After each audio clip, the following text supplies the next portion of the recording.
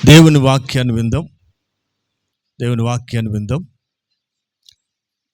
కొరింథీ 2వ పత్రిక అపోస్తలుడు పౌలు గారు కొరింథీ సంఘానికి రాసిన పత్రిక 2వ పత్రిక 3వ అధ్యాయం 17-18 వాక్యాలు, చివరి 2 వాక్యాలు చూద్దాం.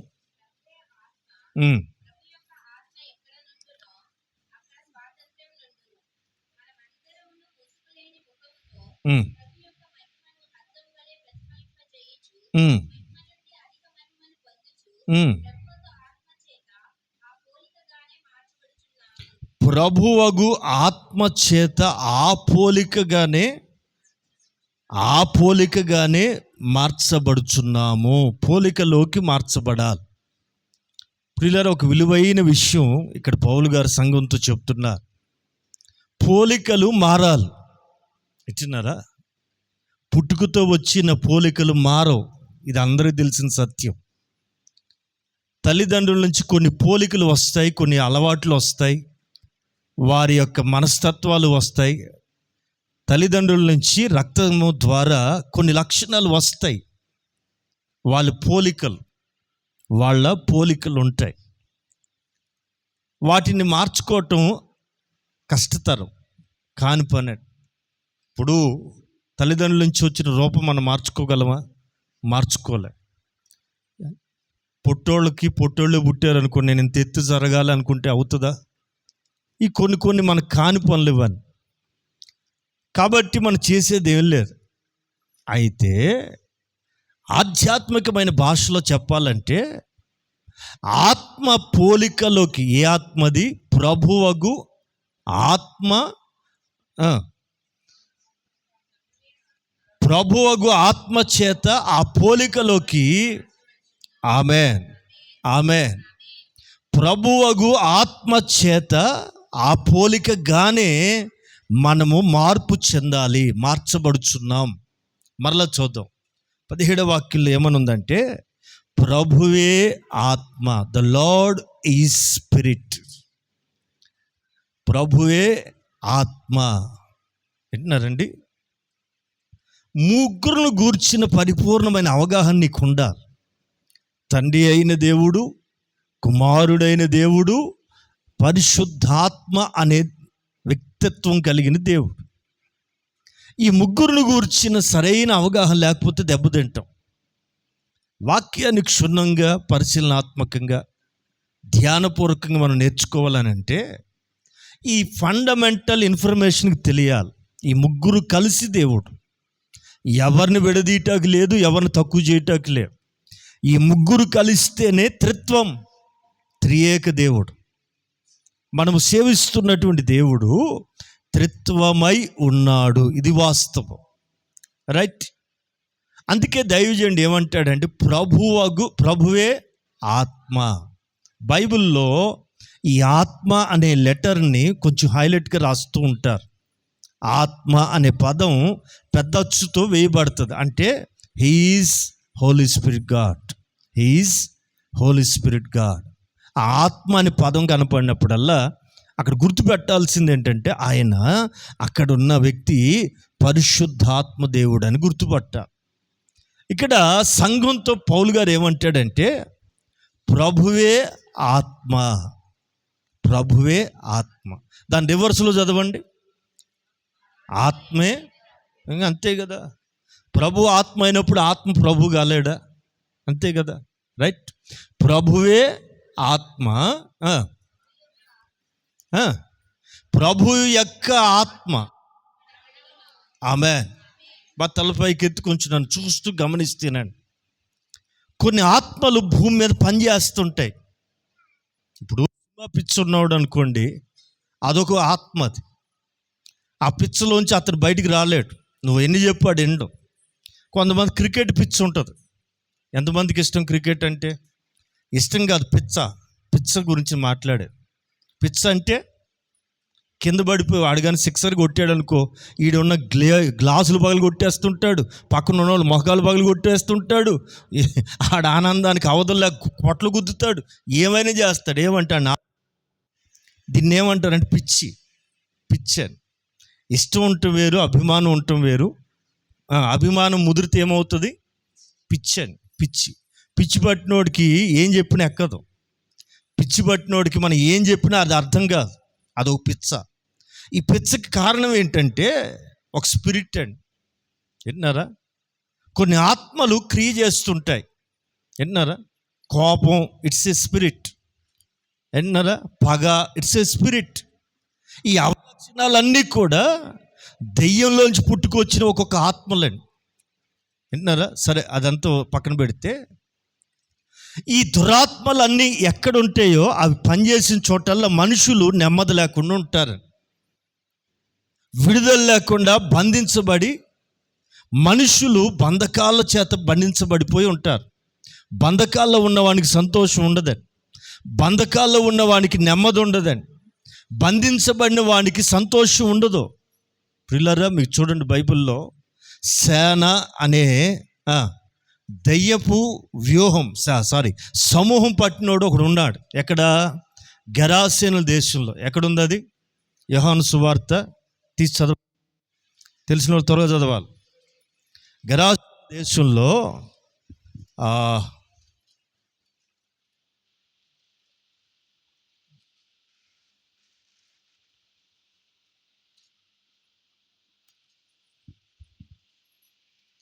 ఎక్కడాడు? యోహాను సువార్తనా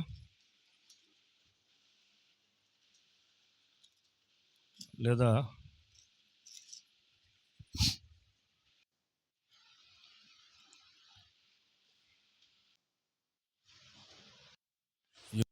అవట్లేదా?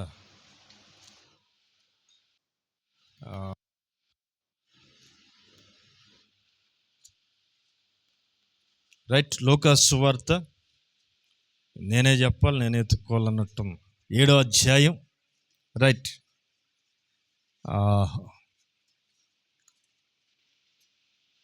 7వ అధ్యాయం 26 నుంచి చదువుతారా త్వరగా?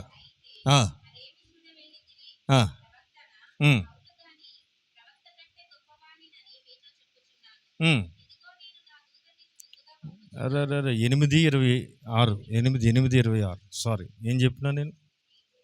సారీ, 8:26 నుంచి. గెరాసేనుల దేశానికి వచ్చారు.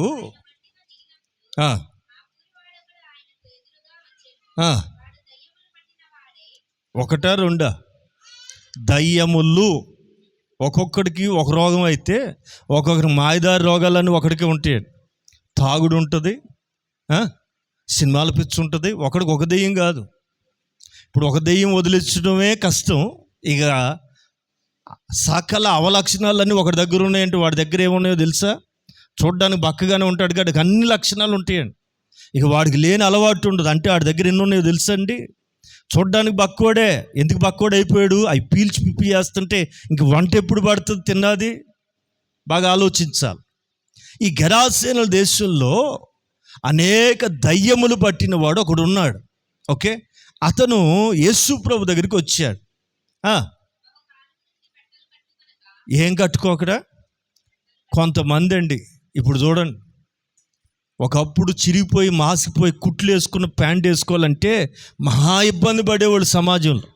నేను బట్టల షాప్ దగ్గర నిలబడి ఉంటేనండి, బయటే అలాడుతుంది అతుకులు బతుకులు ప్యాంట్, జీన్స్ ప్యాంట్ అండి. మా చెప్పు అంతా పగిలిపోయిందండి. దానికి ఒక గుడ్డ మాస్క్ వేసి ఎంత అందంగా కుట్టారు. అది 3,500. దీన్ని ఏమంటారు చెప్పండి? దీన్ని ఏమనాలి చెప్పండి? మీరు చెప్పండి. మన బైబిల్ భాషలో చెప్పండి. దెయ్యం పట్టిందని ఏంటి? చిరిగిపోయిన బట్టలు వేసుకుని దెయ్యం. ఈడట బట్టలు కట్టుకోవట్లేదట. సమాజంలో బ్రతకాలంటే సిగ్గు ఎగ్గు ఉండాలి కదండి. సిగ్గున్నవాడు ఏం చేస్తాడు? ఒంటిని కప్పుకుంటాడు. ఇప్పుడు ఫ్యాషన్ ఏంటో తెలుసా? చెప్పకూడదు కానీ ఇట్టని చెప్తే కానీ మీకు అర్థం కాదు. నా నోటితో చెప్పొద్దు అనుకుంటా కానీ చెప్పాల్సి వస్తుంది. స్లీవ్లెస్, ఏ లెస్? హ్యాండ్లెస్. వింటున్నారా? ఇంతవరకు మోకాళ్ళ దాకా ఉండేది, పాదాల దాకా. ఇప్పుడు 3/4 వచ్చినాయి. అది ఆడలేదు, ఇటు మగాలేదు. ఇక రాను ఏమేం తగ్గిపోతే మనకు తెలియట్లా.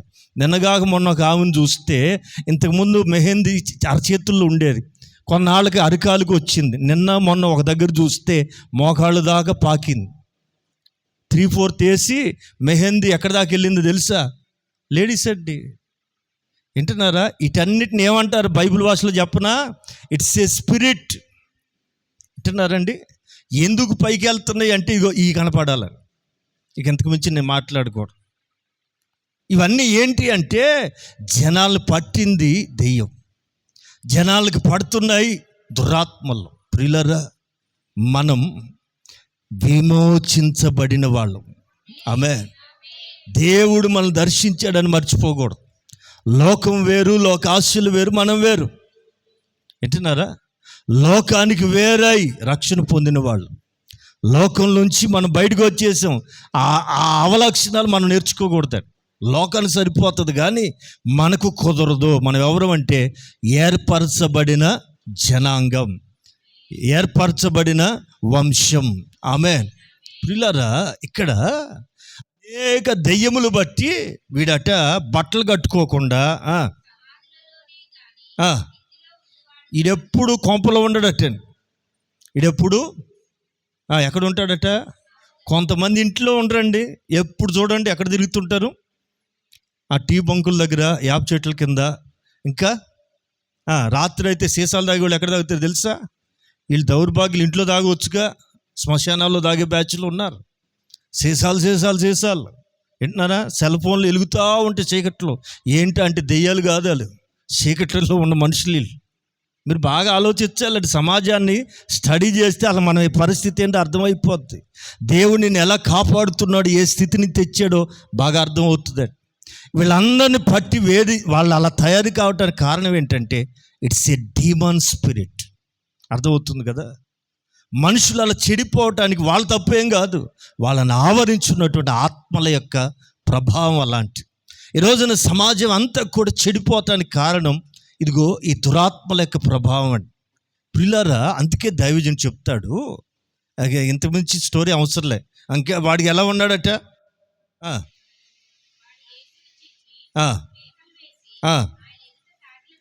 మరొక చోట రాస్తుంది, వాడట రాళ్లతో శరీరాన్ని కోసుకుంటూ ఉంటాడట, అరుస్తుంటాడట, కేకలు పెడతా ఉంటాడట, ఎవరికి నిద్ర లేకుండా చేస్తాడట. అందుకని వాడిని కట్టి పెడదామని గొలుసులతో కట్టి పెట్టినా ఇనప గొలుసులు సహా తుత్తులుగా ముక్కలు ముక్కలుగా చేస్తున్నాడట. ఇక వాడిని ఊరోళ్ళందరూ వదిలేశారండి, ఊరోళ్ళందరూ కూడా వదిలేశారండి. కనికరం గల దేవుడు ఒక రాత్రంతా ప్రయాణం చేసి వాడిని వెతుక్కుంటూ వచ్చాడు. ఆమె ఆడు ఇక రావటం వాడేమంటాడు తెలుసా?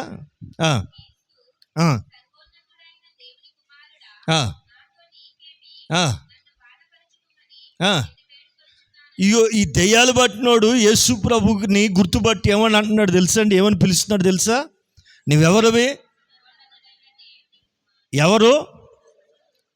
ఈ సంగతి ప్రపంచంలో చాలామంది తెలియట్లేదు. ఒక దెయ్యానికి తెలిసిన సత్యం మనుషులు తెలియట్లేదండి.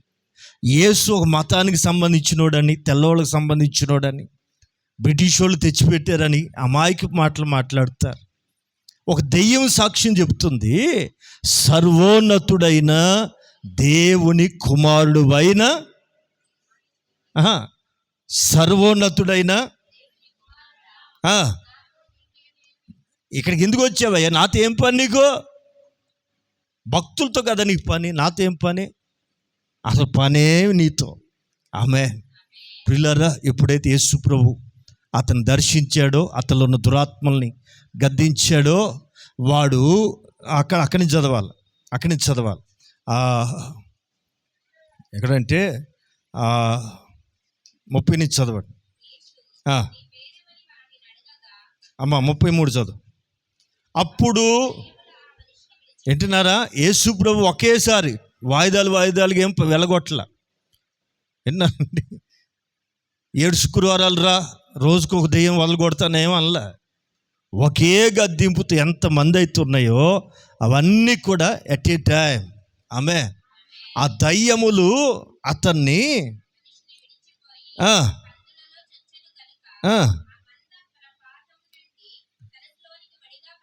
35 నుంచి చదువుమా. ఆ, ఆ. ఇప్పుడు చూడండి, దయ్యాలు వదిలిన వాడు ఎట్టుంటాడు? దయ్యములు వదిలిన వాడు ఎట్టుంటాడు? బట్టలు లేకుండా తిరుగుతున్నారంటే జనం సగం సగం బట్టలు, పిచ్చి పిచ్చి బట్టలు, చిరిగిపోయిన బట్టలు, వింటున్నారా, అర్ధనగ్నపు బట్టలు ఈ వేసుకుంటున్నారు. అంటే వాళ్ళలో ఏ స్పిరిట్ ఉన్నట్టు చెప్పాలా? అసలు యేసు ప్రభు డ్రెస్ కోడ్ తెలుసా మీకు? ఏం పాట అది? ఏం పాట అది? పాలతో కడిగిన నయనాలు గలవాడు. ఇంకా అదొకటే వచ్చు నాకు, అందుకనే ఎంతో సుందరుడమ్మ.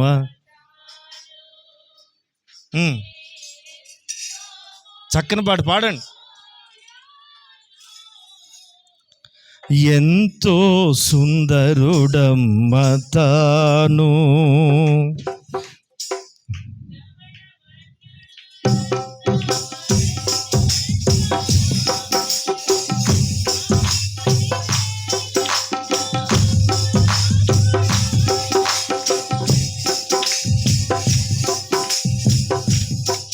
చాలు. ఆమేన్, ఆమేన్, ఆమేన్. రైట్.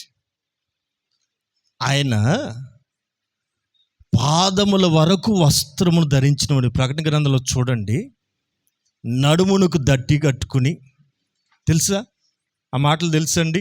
యేసు ప్రభు ఎలా కనపడుతున్నాడు పరలోకంలో? 7 దీపస్తంభములను పట్టుకుని మధ్య సంచరిస్తూ ఆయన ఎలా ఉన్నాడంటే,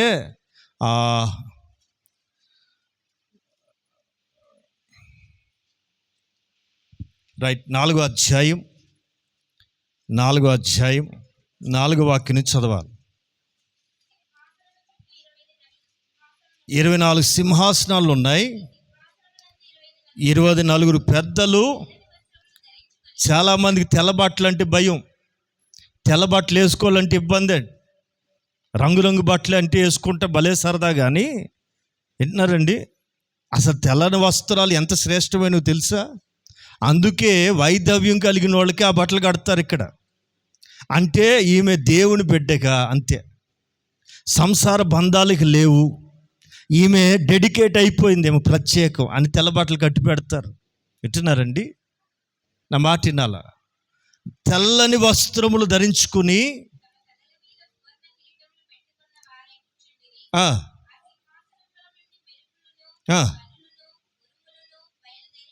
బయలుదేరుతున్నాయి. సింహాసనం ఎదుట 7 ద్వీపములు ప్రజ్వరిల్లుచుచున్నవి.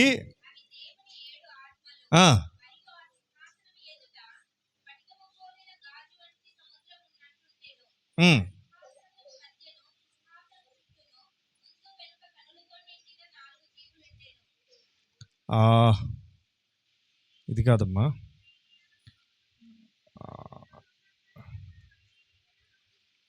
వస్త్రము అదే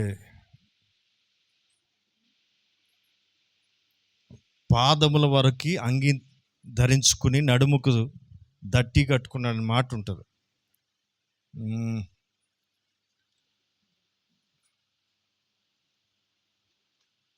సరే, దీన్ని బట్టి అర్థమైంది ఏంటంటే ఒకరికి మించి ఒకరు వెనకబడ్డాం అన్నమాట. అంతే కదా? దేవునికి స్తోత్రం. హల్లెలూయా. అమ్మా 13 చదువు. వస్త్ర అదే అదే అదే అదే అదే అదే అదే రైట్ అమ్మమ్మ. 13 స్టార్టింగ్ చదువు.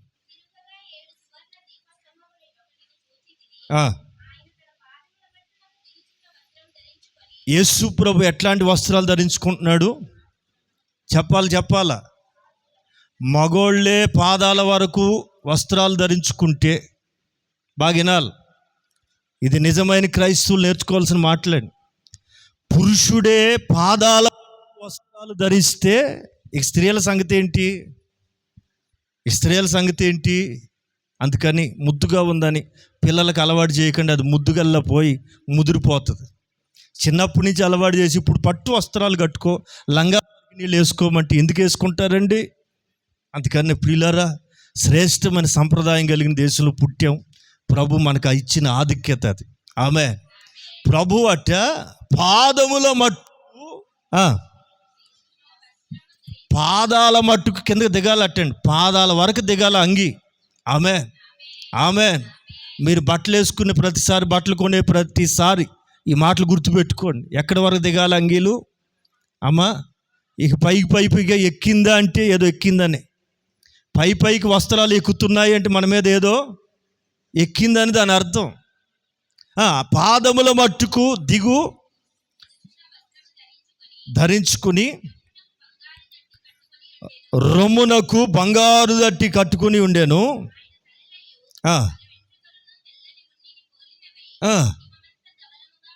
ఆమె యేసు ప్రభు యొక్క సౌందర్యం అక్కడ చక్కగా వర్ణించబడుతుంది. సో ఇక్కడ మాట ఏంటంటే, ఎప్పుడైతే ఆ దయ్యపు శక్తుల్లోంచి ఈ గెరాసీనుల దేశంలో ఉన్నవాడు విడుదల పొందాడో, వాడు ఇప్పుడు ఏం కట్టుకుంటున్నాడు? చదువుదాం. ఎక్కడ? మార్కు సువార్త చదువునాను.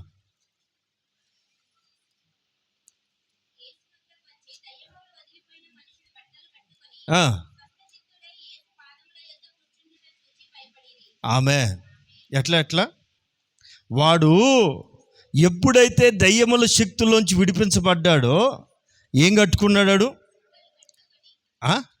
బట్టలు ఎప్పుడు కట్టుకోవాలా? దెయ్యాలు పట్టినప్పుడు బట్టలు కట్టుకోవాలా. బట్టలు ఎప్పుడు కట్టుకున్నాడు? అది పాయింట్ అండి. నిండుగా బట్టలు కట్టుకున్నట్ట స్వస్థ చిత్తుడై, స్వస్థపరచబడిన వాడై, విడుదల పొందిన వాడై యేసు పాదాల దగ్గర కూర్చుని ఉన్నాడు. స్తోత్రం, హల్లెలూయా. చాలా చక్కని మాట. ఈ జనం వచ్చిన వాళ్ళు చూసి ఎవరిని చూసి ఆశ్చర్యపడుతున్నారు? 37 నుంచి చదువుమా.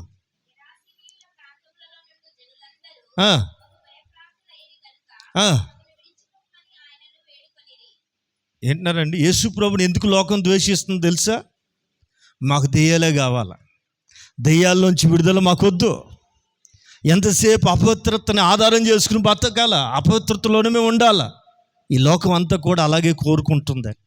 నా ప్రభు ఎవరంటే, దయ్యపు శక్తుల్లోంచి మనుషుల్ని విడిపించుటకు శక్తి కలిగిన దేవుడు. ఆమేన్, ఆమేన్.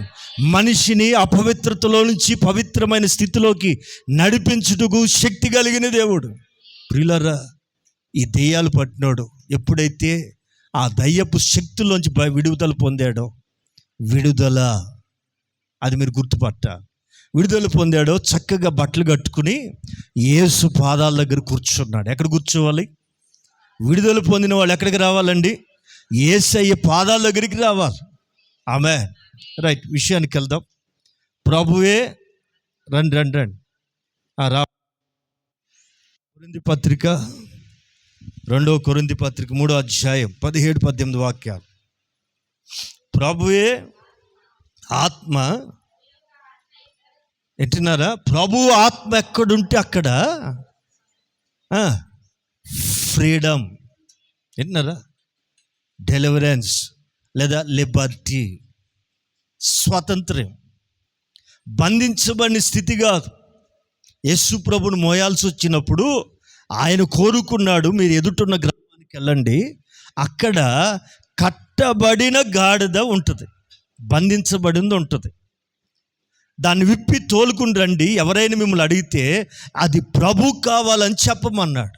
ఆమె ఆయనకి కావాలట, ఆయన మోయాలి, ఆయన్ని ఎత్తుకోవాలంటే, ఆయన నామాన్ని మోయటానికి ఎలాంటిది కావాలంటే విడిపించబడింది కావాలి. దేనిలోంచి? బంధకాల్లోంచి, కట్లలోంచి విడిపించబడింది ఆయనకి కావాలని. ఎందుకంటే ఆయన నామాన్ని మోయటానికి. ఆమె నువ్వేం చేయాలా? యేసయ్య నామాన్ని మోయాలి, యేసయ్య నామాన్ని భరించాలి. అందుకు నిన్ను దేవుడు ఏర్పరచుకున్నాడు. ఇక్కడ దైవజనుడు సంఘంతో చెప్తున్న మాట ఏంటంటే, ప్రభువే ఆత్మ, ఆత్మే ప్రభు. ఓకే, ప్రభు యొక్క ఆత్మ ఎక్కడ ఉంటుందో అక్కడ ఏముంటుంది? చెప్పాలా? స్వతంత్రం ఉంటుంది. ఆమె అంటే డెలివరెన్స్, ఫ్రీడమ్, స్వేచ్ఛ ఉంటుంది. నేను బంధించేవాడు కాదు, బంధకాల్లోంచి విడిపించేవాడు. స్వేచ్ఛగా నీ అంతటా నీవు నీ మనసుకు నచ్చినట్లుగా స్వేచ్ఛగా నీవు జీవించడానికి ప్రభు నిన్ను విడిపిస్తాడు. కొన్ని మంచి మాటలు చెప్తాను, ఆలకించు. దైవజనుడు సంఘంతో చెప్తున్న ఒక అమూల్యమైన సందేశం ఏంటంటే, ప్రభువే ఆత్మ. ప్రభు యొక్క ఆత్మ ఎక్కడ ఉంటుందో అక్కడ స్వాతంత్ర్యం ఉంటుంది, స్వాతంత్ర్యం ఉంటుంది. నెక్స్ట్ ఏమంటాడు? ఏ ముఖంతో? మన ముఖం ఎప్పుడు ఎలాగ ఉండాలండి? ముసుగు వేసుకుని ఉండకూడదు, అంటే డూప్లికేట్గా ఉండకూడదు, క్లియర్గా ఉండాలి. ముసుగు లేని ముఖముతో, అదిగా అండర్లైన్, ప్రభు యొక్క మహిమను అద్దము వలె ప్రతిఫలింప చేయుచు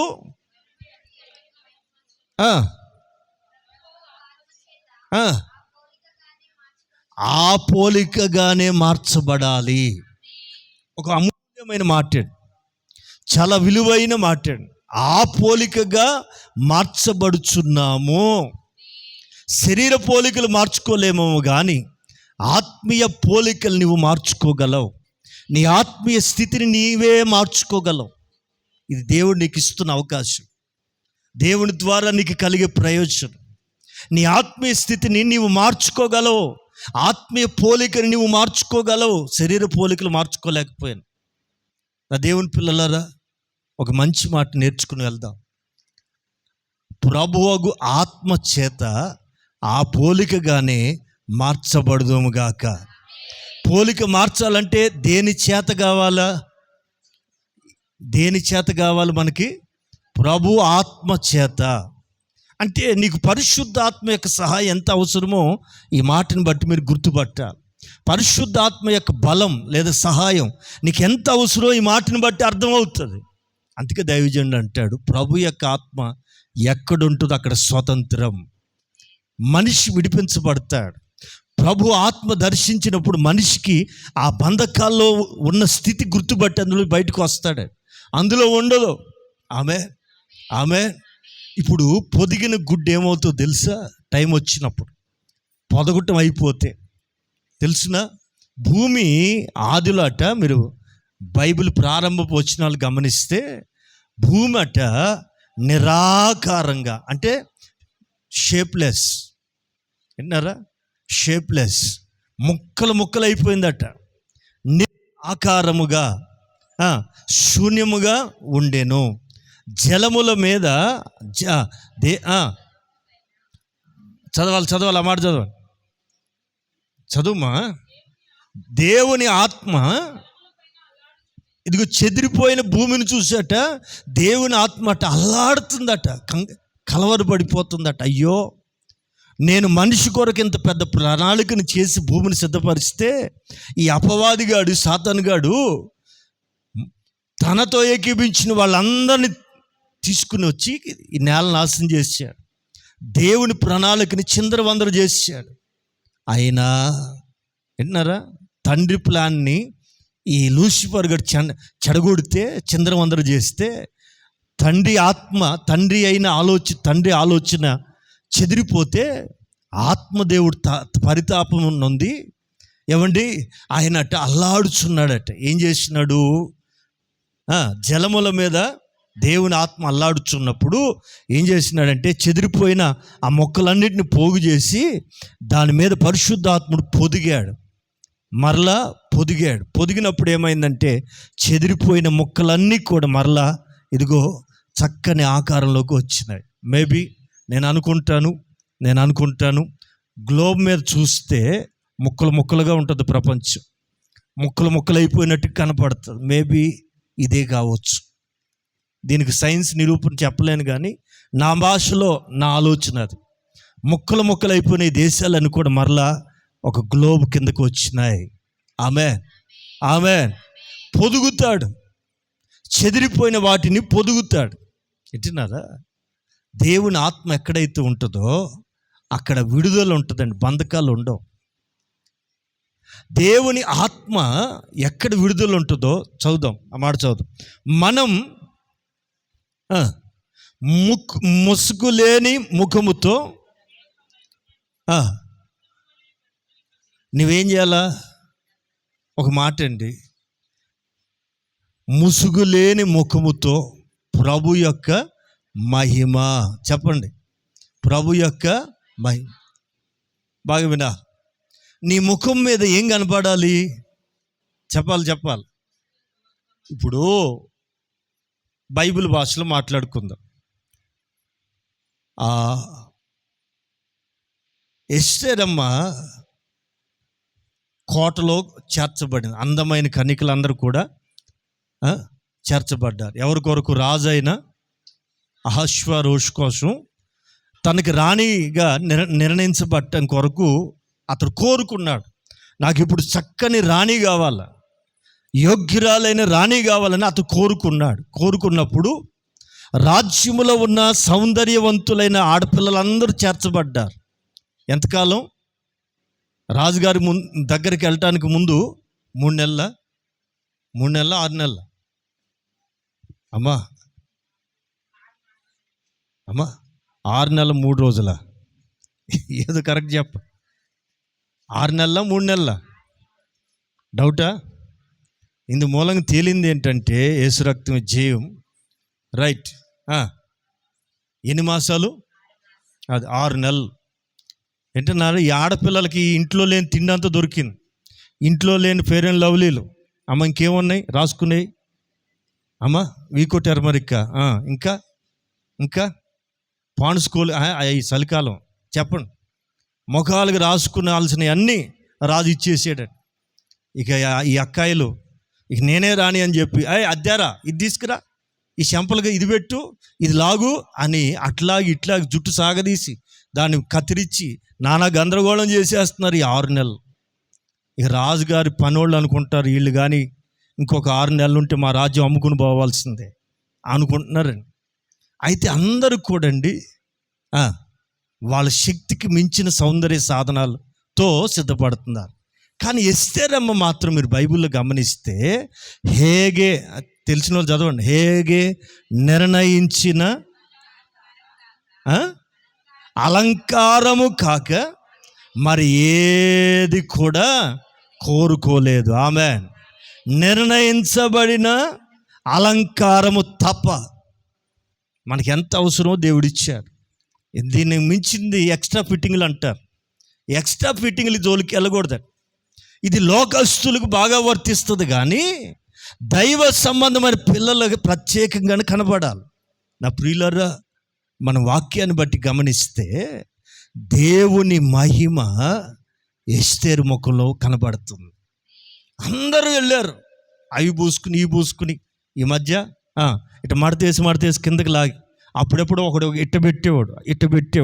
ఇప్పుడు ఆడవాళ్ళు నువ్వు ఒకటేంటిరా నాయన, మేము గిరగిరగిర తిప్పి ఏలాడదీస్తాం. మరి ఓడ ఇటో కొమ్ము ఇటు ఏలాడ తీసుకున్నావు. ఎవరిని సెలెక్ట్ చేయలేదు రాజు, ఎందుకంటే ఆడి పేరే రాజు. నీలాంటి వాళ్ళు 100 మందిని చూస్తా అంటున్నాడు. కానీ వీళ్ళందరూ సోగు చేసుకుని వెళ్ళిన వాళ్ళు అందరూ పక్కకి వెళ్ళిపోయారండి. దీన మనసుతో నిర్ణయించబడిన అలంకారంతో చక్కగా నెమ్మదిగా అడుగులు వేసుకుంటూ వెళ్తుంటే రాజు లేచి నిలబడ్డాడు. స్తోత్రం, హల్లెలూయా. నా ప్రియులారా, ఒక మనిషిని ఆకర్షించడానికి ఇంత ఉంటే, ఇంత మహిమ ఎస్తేరు ముఖంలో కనబడాల్సి వస్తే, రేపు రాజు ఎదుట నేను నిలబడాలంటే ఎంత మహిమ నువ్వు కలిగి ఉండాలి. ఏదో భక్తి చేస్తున్నాను, ప్రార్థన చేస్తున్నాను, బైబిల్ ఇప్పుడు 6 సార్లు చదివాను, ఎవడికి కావాలి? దానివల్ల ఏం ప్రయోజనం? నా మాటినండి, ఏ విధము చేతనైనా నీవు ప్రభు ఎదుట నిలబడాలి. ఆమేన్. దీనిని ప్రయత్నంలో, ఈ ప్రయాణంలో రోగం వచ్చినా, అప్పులు పాలైపోయినా, బలహీనత వచ్చినా, ఉన్న ఇల్లు కూడా పోయినా బాధపడాల్సిన అక్కరేంలా. నా ఎదుట పరలోకంలో నాకు ఇల్లు ఉంది, నా దేవుని దగ్గర సింహాసనం ఉంది, నా దేవుని ఎదుట మహిమ ఉంది అనేది నువ్వు గుర్తుపడితే ఇవేవి విలువైనవి కావు, ఇవేవి గొప్పవేం కావు. నీ సౌకర్యార్థం ఇస్తాడు తప్ప నీకు భోగం నిమిత్తం దేవుడు ఇవ్వడం. ఇవన్నీ నీకు సర్వీస్ చేయటానికి కానీ ఇవి స్వాస్థ్యములు కావు. మరి స్వాస్థ్యం ఎక్కడుంది? నిత్యమైన స్వాస్థ్యము పరలోకంలో ఉంది. హల్లెలూయా. ప్రియులారా, చక్కని మాట పౌలు గారు చెప్తున్నారు.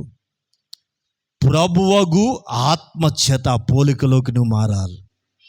ప్రభువగు ఆత్మ చేత ఎట్టినారా నీ సిద్ధపాటు ఎవరి చేత ఉండాలా? ఎస్తేర్ని సిద్ధపరిచింది ఎవరు?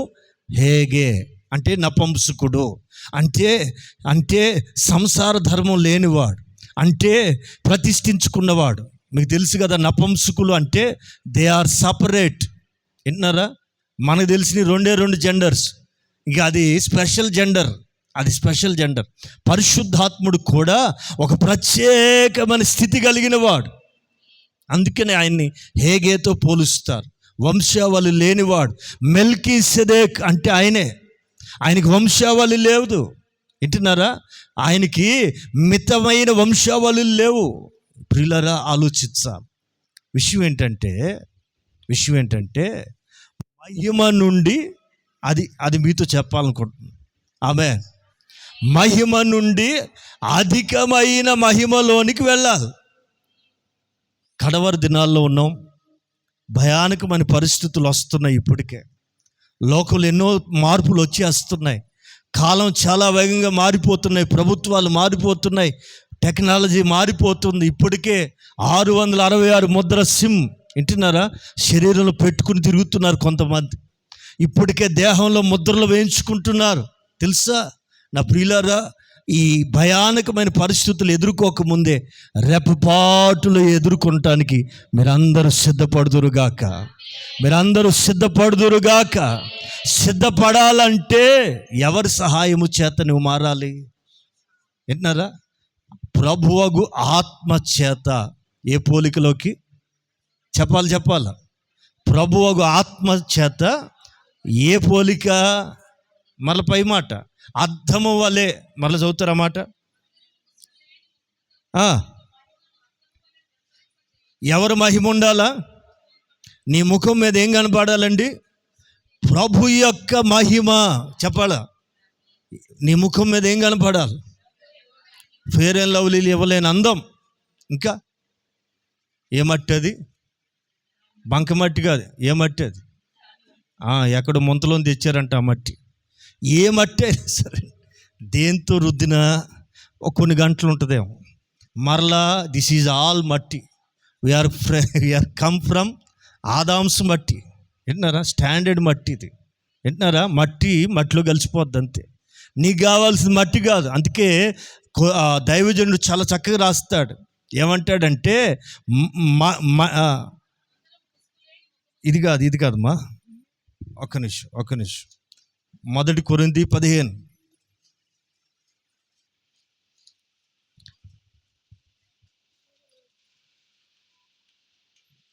48 నుంచి చదువుదాం. 47 నుంచి చదువుదాం. ఎక్కడ? 15 47. రైట్. మొదటి మనుష్యుడు భూ సంబంధి అయి మంటి నుండి పుట్టినవాడు,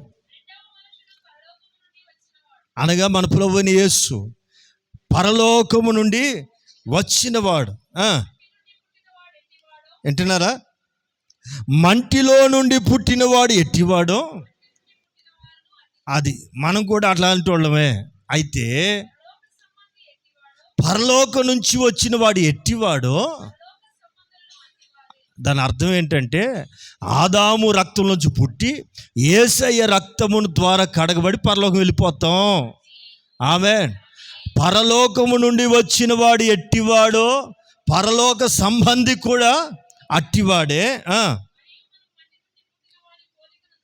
మంటి నుండి పుట్టిన వాని పోలికను ఇప్పుడు ఎలా అయితే ధరించుకుని ఉన్నామో పరలోక సంబంధి యొక్క పోలికను కూడా ధరించుకొందుము. ఇది ఎలా ధరించావు అది కూడా ధరిస్తాం, నో డౌట్. ఆమె హల్లెలూయా. ప్రియులారా, చాలా మంచి మాట. ముందుకెళ్దాం. ఇక్కడ ఏమంటాడంటే ప్రభు యొక్క మహిమ నీ మీద ఏం కనపడాలి? యెషయా ప్రవక్త ఏమంటాడు? లెమ్ము తేజరిల్లుము, యెహోవా మహిమ. ఎక్కడుందన్నమాట? 55 యెషయా గ్రంథం. త్వరగా చదవాలి. యెషయా గ్రంథం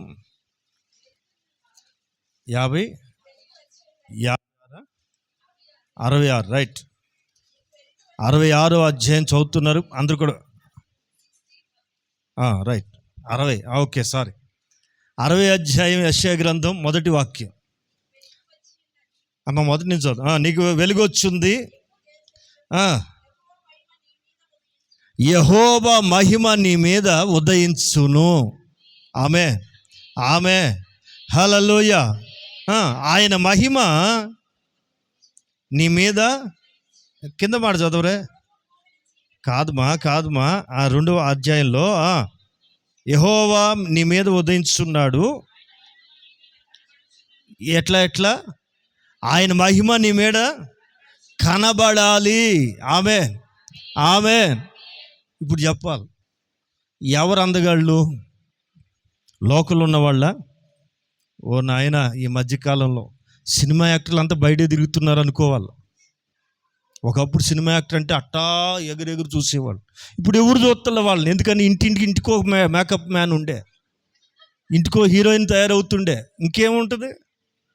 ఒకప్పుడు లిప్స్టిక్లు వేసుకుని హై హీల్స్ వేసుకుంటే హీరోయిన్ అట్లా ఎగురు చూసేవాళ్ళు. ఇప్పుడు ఎవరు చూస్తున్నారండి?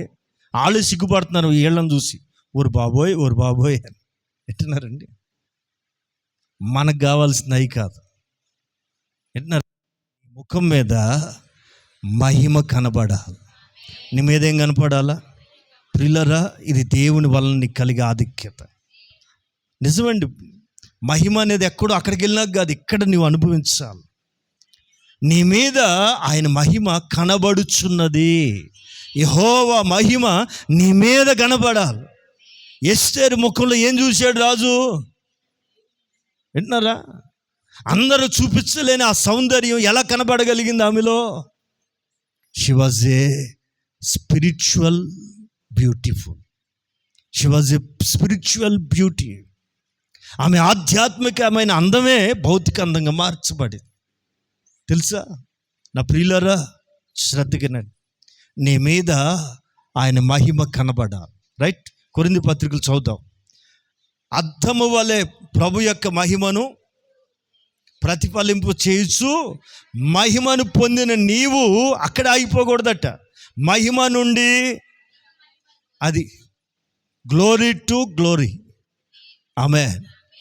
మహిమ నుండి అధికమైన మహిమలోనికి పొందుచు, అది ప్రభువుకు ఆత్మచేత ఆ పోలికలోకి వెళ్ళాలంటే నువ్వు మహిమ నుండి అధికమైన మహిమ పొందాలి. పొందిన మహిమ కాదు, ఇంకా పొందాలి. అది స్టెప్ బై స్టెప్ అలా పొందుతుంటే ప్రభువుకు ఆత్మచేత ఆయన పోలికలోకి నువ్వు నువ్వు మార్చబడతావు. క్రైస్తవుడు అంటే క్రీస్తు పోలికలతో మార్చబడినోడు. ఎట్టినారా? ఓ తండ్రి పిల్లలు ఈయన ఫలానా ఆయన పిల్లలని ఎలా తెలుస్తుంది? Same to same face, same to same height, same to same colour ఉంటే ఫలానా ఆయన కొడుకు గదు అంటారు.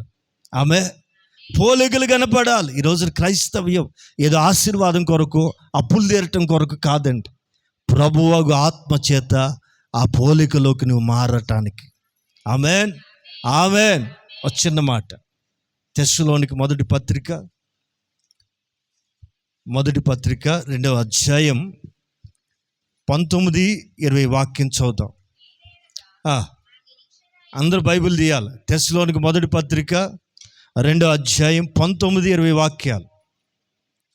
ఏలయనగా మా నిరీక్షణ అయినను మా ఆనందమైనను, వింటున్నారా? పౌలు గారు అంటాడు తెస్సలోనికి సంఘంతో, మా నిరీక్షణ, మా ఆనందమైన, మా అతిశయ కిరీటమైన ఎవరు?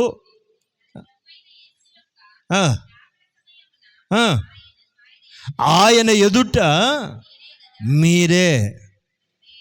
వింటున్నారా? చక్కని మాట. మా నిరీక్షణైనను ఆనందమైనను అతిశయ కిరీటమైన ఏది మేము ఎవరి కోసం కష్టపడుతున్నాం? మేము ఎందుకు ఇంత అప్పులు, మేము ఇంత ఆరోగ్యం పాడు చేసుకుంటున్నాం? ఎందుకు వస్త్రాలు కూడా లేకుండా దేశాలు తిరిగి సువార్త ఎందుకు చెప్తున్నాం అంటే, మా నిరీక్షణైనను మా అతిశయమైనను మా ఆనందమైనను అతిశయ కిరీటమైన ఏది? మన ప్రభువైన యేసు రాకడ సమయమున ఆయన ఎదుట మీరే కదా. ఆమేన్. నిశ్చయముగా ఆమేన్. మీరే మా మహిమయు మా ఆనందమై ఉన్నారు. ఓ దైవజనుడు సంఘాన్ని చూసి మహా ఆనందపడుతున్నాడు. ఏం సాధించావు పౌలు గారు అంటే, ఏం సంపాదించావంటే, ఏం సంపాదించుకోవాలి, అన్నీ వదులుకుని వచ్చా. మరి ఏం చేసేవి నాళ్ళు ఎవరి కోసం కష్టపడ్డావంటే, అదిగో నా బిడ్డలు పొందబోయే మహిమే నాకు ఆనందం, అదే నా ఆస్తి. ఆమె మీరే కదా, మీరే కదా. ఆమె మరొక మాట చదువుదాం. పేతురు గారు కూడా ఒక చక్కని మాట రాస్తా అంటాడు. పేతురు మొదటి పత్రిక 5వ అధ్యాయం 4వ వాక్యం చదువుదాం. ప్రధాన కాపరి ప్రత్యక్షమైనప్పుడు వాడబారని మహిమా కిరీటమును పొందుదురు. ఎట్టినారా? ఈ మహిమ ధరించుకున్న వాళ్ళని ఆయన అటు కిరీటంతో అలంకరిస్తాడట. రాజుకి ఏముండాలి?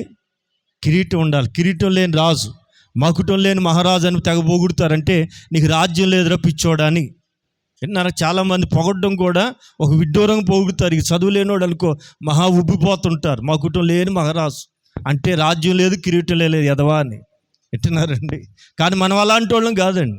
ప్రభు వాక్యం చెబుతుంది, మహిమను ధరించుకున్న వారినట ఆయన ఏం ధరింప చేస్తాడు? ప్రభు ప్రత్యక్షమైనప్పుడు, ప్రధాన కాపరి ప్రత్యక్షమైనప్పుడు మీరు వాడబారని కిరీటమును, ఏ కిరీటం? మహిమను ధరించుకున్న వారికి మహిమా కిరీటాన్ని ధరింపజేస్తాడు. క్రైస్తవ్యం అనేది ఇన్ఫినిటీ. జరగాల్సింది చాలా ఉందండి. ఇప్పుడు జరిగింది చాలా కొద్దిగా. జరగాల్సింది, నేర్చుకోవాల్సింది, పొందుకోవాల్సింది చాలా ఉందండి. మన ప్రధాన కాపరి ప్రత్యక్షమైనప్పుడట ఆయన మనకి మహిమని ధరించుకున్న ఈ ప్రజలకి, ఈ సంఘానికి వాడబారని మహిమా కిరీటమును ధరింప చేస్తాడు. ఆమేన్. హల్లెలూయా. 10వ వాక్యం కూడా చదువుదాం.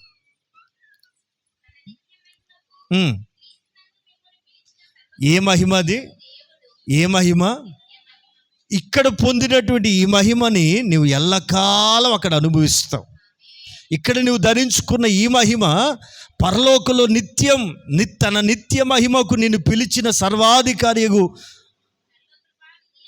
దేవుడు చేసి ఆమె ఈ మహిమను ధరించుకున్న వాళ్ళు కొంచెం కాలం శ్రమ ఉంటుంది. మహిమను పొందుతున్న ప్రతి ఒక్కడికి శ్రమ ఉంటుంది ఈ లోకంలో. అది ఎంతకాలం? కొంచెము కాలం. శ్రమ పడిన పిమ్మట మిమ్మల్ని తానే పూర్ణులుగా చేసి స్థిరపరచును.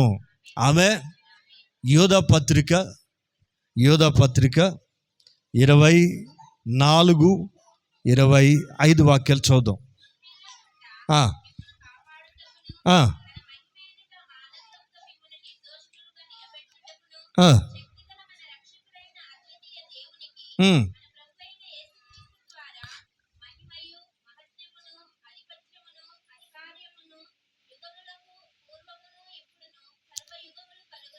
సర్వయుగములు ఇప్పుడును కలుగునుగాక. ఎందుకు ఈ మహిమ అంటే తొట్టిల్లకుండా. కొంతమంది తొట్టిల్తుంటారు, తొందరపడిపోతుంటారు, పడిపోతుంటారు. మహిమను ధరించుకుంటే ఏ మహిమది? విన్నారా? ప్రభు ఆత్మచేత కలిగిన మహిమ. దేవుని ఆత్మను పొందుకుంటే, పరిశుద్ధ ఆత్మతో నిండుకుంటే నువ్వు దేవుని మహిమను పొందుకుంటావు. ఆమేన్. ఈ దేవుని మహిమను ధరించుకున్నవాడు, దేవుని మహిమను పొందుకున్నవాడు, నీ ముఖం మీద ఏం కనపడాలా? దేవుని మహిమ కనపడాలి.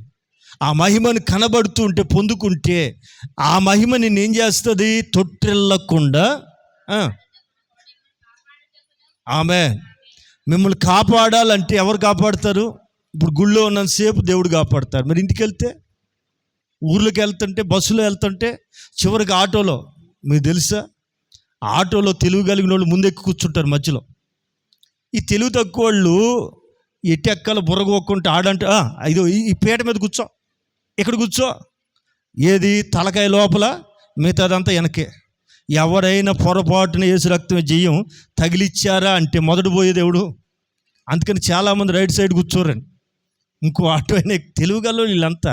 కొంతమంది అమాయకులు ఏదో ఒకటిలో ఎక్కేద్దాంలే అని ఎగేసుకుంటే ఎక్కకూడదని, కొంచెం వివేకంగా, కొంచెం జ్ఞానంగా, ప్రార్థనాపూర్వకంగా. ఈవెన్ ఆటో ఎక్కేటప్పుడు కూడా ఎక్కాలా? ప్రార్థన చేసుకుని ఎక్కాలి. ఎప్పుడు ఎక్కాలి? నడిపింపు ఉంటే ఎక్కాలి. ఏమో ఎక్కాలా? అందరు ఎడం పక్క కూర్చుంటే కుడివైపు కూర్చునేది ఎవరు? ఎట్టినారా? యోనా అంటాడు, ఒరే ఈ ప్రమాదం రావటానికి, ఇంత సావు మీదకి రావడానికి కారణం ఎవడో తెలుసా? నేనే. నన్ను ఎత్తి ఎక్కడ పడేస్తారు? ఎక్కడి నుంచి వచ్చిన దానిలో పడేయండి, దరిద్రం పోతుంది. ఆమె వింటున్నారా? మేలు కలగాలన్న మనమే అంత పవర్ ఉంది మనకి. ఆమె నీ ద్వారా మేలైనా జరుగుద్ది, లేకపోతే నువ్వు మాట వెనకపోతే యేసు రక్తం చేయ ఆ మాట అనకూడదు. నువ్వు మేలుకరంగా ఉండాలా, నువ్వు నీ ద్వారా ఆశీర్వాదం ప్రజలకు కావాలా. యోసేపు ఉన్నాడు, అతన్ని బట్టి అతని ఇల్లు దీవించబడింది, యజమాని ఇల్లు దీవించబడింది. యాకోబు ఉన్నాడు, అతన్ని బట్టి మామ దీవించబడ్డాడు. ప్రియులారా, అలాంటి ఆధ్యాత్మికమైన మహిమ నీ మీద కనబడునుగాక. హల్లెలూయా.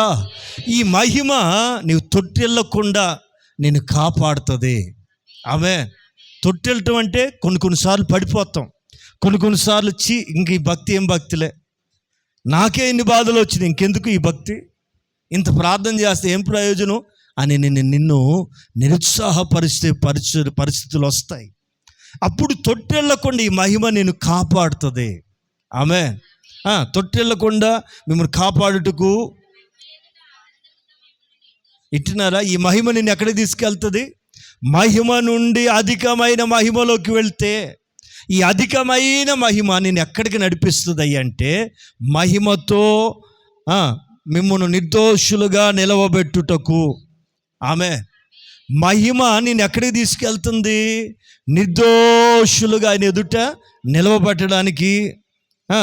శక్తిగల మన రక్షకుడైన అద్వితీయ దేవునికి, మన ప్రభువైన యేసుక్రీస్తు ద్వారా మహిమయు మహత్యమును ఆధిపత్యము అధికారము యుగ యుగములు పూర్వము ఇప్పుడు సర్వ యుగములు కలుగునుగాక. ఆమె నీ మహిమ యుగ యుగాలు ఆయన ఎదుట నిలబడి ఆయన మహిమపరిచేటట్లుగా నేను చేస్తుంది. ప్రియులారా, మీరు ఒక మాట గుర్తుపెట్టుకోండి, ముగిస్తున్నాను, బాగా ఆలకించాలి. నీ దగ్గర ఏముంది? అయ్యా 10,000 ఉన్నాయండి, ఎవడికి కావాలి? 10 తులాలు బంగారం కూడా ఉందండి, నెత్తినేసి కొట్టుకో. నేను చెప్పే మాట ఏంటండి, మీ దగ్గర ఏముంది? ఆమె ఆ విధురాలను అడుగుతున్నాడు. విధురాలు, అయ్యా మా ఆయన చచ్చిపోయాడు అయ్యా, అప్పులు చేసి చచ్చిపోయాడు బాబు, అప్పుల వాళ్ళు వచ్చి పిల్లలు పట్టుకుపోతున్నారు, ఏం చేయాలో అర్థం కావట్లేదయ్యా, ఏలినవాడు ఆలోచన చెప్పంటే ఆయన అడిగాడు కదా, చెప్పాలా? నీ దగ్గర ఏముంది? ఏముంటే ఖాళీ పాత్రలు ఉన్నాయా? తెచ్చేయి. ఇవేనా? ఇంకేమైనా ఉన్నాయా? లేవండి. ఇంతే, నా మాటినో. అయ్యా పొరుగుంట్లో బోల్డని ఖాళీ కుండలు ఉన్నాయండి, పాత్రలు ఉన్నాయండి, అవి కూడా అరువు తెచ్చేయి. అయ్యా తెచ్చేసింది. పక్కింటి వాళ్ళు అవి కూడా తెచ్చేయి. అయ్యా ఊర్లో కుండలో తెచ్చేయి, నా మాటినో. ఆమె దెబ్బకు ఊర్లో కుండలని ఖాళీ అయిపోయినాయి. ఏలిన వాడ ఊర్లో ఎన్ని అయిపోయినాయి. అయ్యా రైట్, ఇప్పుడు ఏం చేస్తావు? నూనెతో నింపు. నూనెతో చూడండి, సేవకుడు ఆలోచన వింటే మీ జీవితాలు ఎలాగ మారుతాయో. వింటున్నారా? మీ ఆలోచన చొప్పున వెళ్తే దెబ్బతింటారు. మీరు ఏది చేయాలని ఒక సేవకుడిని ఆలోచన అడగండి, ప్రార్థన చేసి చెప్తాడు. అతని ఆలోచన బట్టి వెళ్ళావా, ఆమె చేసిన ప్రయత్నాన్ని బట్టి ఆమె అప్పులు తీర్చబడటమే కాదండి, ఆమె ఒక దీవెనకరంగా మార్చబడింది. ఆమె నా దేవుని పిల్లలారా, నీ దగ్గర ఏముంది? దేవుని మహిమ ఉండాలి. మీకు మంచి మాట చెప్పను, ముగిస్తాను. మీ దగ్గర ఏముండాలి? బంగారు లేకపోయినా బాధపడవద్దు, 10 ఎకరాలు లేకపోయినా బాధపడవద్దు. వింటున్నారా? విలువైన కారు లేకపోయినా కదిలే ఏమండి ఆస్తి లేకపోయినా, ఏది లేకపోయినా పర్లేదు, ఏ బాధపడాల్సిన. నీ దగ్గర ఏముంది? చెప్పాలి. ఉంటే చెప్పండి, లేకపోతే వద్దు. ఏముంది చెప్పాలా? నీ దగ్గర ఏముంది? ఆమె మహిమ ఉంటే నువ్వు తొట్టెల్లో కాపాడబడతావు. మహిమ నిన్ను యుగ యుగాలు నిలిచే నిత్య మహిమకు నడిపిస్తుంది. మహిమ ఏం చేస్తుందంటే మీ ప్రతి అవసరాన్ని తీరుస్తుంది. అర్థమైందా? మహిమ నీ దగ్గర ఉంటే, ఫిలిప్పి 4:19 దైవజనుడు ఏమంటాడు? మీ ప్రతి అవసరము క్రీస్తు మహిమైశ్వర్యములో తీర్చబడును. ఆమేన్. హల్లెలూయా, హల్లెలూయా. ఈ మహిమ ఏదెన్లో ఆదాము దగ్గర ఉండేది. ఈ మహిమను బట్టి దేవుడు దగ్గరకు వచ్చేవాడు. ఇప్పుడు మహిమను పోగొట్టుకున్నాడు కనుక తన మహిమ ఎదుట ఆదాము నిలబడలేక దాగుకోవటం ప్రారంభించాడు. ఏదెన్లో ఆదాము పోగొట్టుకున్న మహిమ మరలా క్రీస్తు రక్తం చేత కడగబడి, వింటున్నారా, ప్రభువగు ఆత్మ ద్వారా ఆ పోలిక, ఏ పోలిక? ఏదెన్లో ఆదాము కలిగి ఉన్నటువంటి ఆ మహిమ కలిగిన స్థితి సంఘంలో నువ్వు మరలా రెన్యువల్ అవుతావు. ఆమేన్, ఆమేన్. గనుకనే దైవజనుడు చెప్తున్నాడు, అది మహిమ నుండి అధికమైన మహిమలోనికి ప్రభువు ఆత్మ చేత ఆ పోలికలకి మార్చబడదుముగాక. ఆమేన్. ప్రభువు ఆత్మ చేత ఆ పోలికలోకి, ఆ పోలిక, ఏ పోలిక? ఏదెనులో ఆదాముకున్న పోలికలోకి మార్చబడుదురుగాక. దేవుడి మాటలు మీ హృదయాల్లో ముద్రించునుగాక. ఆమేన్.